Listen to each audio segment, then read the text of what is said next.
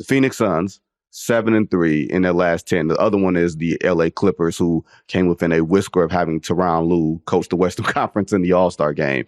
But Phoenix is 7-3 in their last 10. They're sixth in the West. We're finally able to see Durant, Booker, Beal play together. Beal dropped a 40 piece on his former team in Washington on Sunday. Like, they gave him that space to do that. And it shows, Jake, that at any moment you have three nuclear weapons that can go off offensively. How much is that going to be of value in the playoffs? I'm not sure. But they've risen to being out of the play-in, at least for this moment.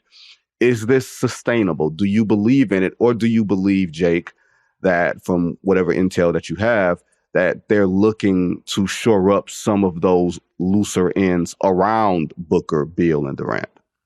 They're definitely looking to shore up the looser ends, that's for sure. I think, to the first part of your question, I saw Phoenix come here to Brooklyn on Wednesday, and then both the Suns and myself, not together, flew to Atlanta, and I was there for their game on Friday at State Farm Arena. And just from a couple nights and some pregame and postgame conversations, I said hello to your guy Kevin Durant postgame. We had a nice chat. I think, and we're seeing it at the end of second quarters, we're seeing it in crunch time. The Suns really only have 6 guys, 3 behind the Bradley Beal, Kevin Durant, Devin Booker trio in Yusuf Nurkic, Grayson Allen, and Eric Gordon. They really only have 6 guys. No disrespect to everyone else on that roster, but that's the group that I think the front office and the coaching staff are both aligned that they believe they can go to war with come the playoffs. With that being said, from the get-go of Phoenix acquiring Bradley Beal, the talk was, oh, well, this team could really benefit to having a backup point guard, and TJ McConnell was on the radar. The idea was always, well, when Bradley Beal's healthy, he can essentially be the de facto point guard when all 3 are on the lineup together. And then all 3 of KD, Brad, and Book can vacillate back and forth between having those on-ball reps. We saw in the Denver series last year where Chris Paul gets hurt for a couple games, and the Suns took a couple games, 2 in a row off the reigning champs Denver. Now that they're reigning, they were the upcoming champs at that point in time. So I don't think the cause for concern so much in Phoenix is guard play.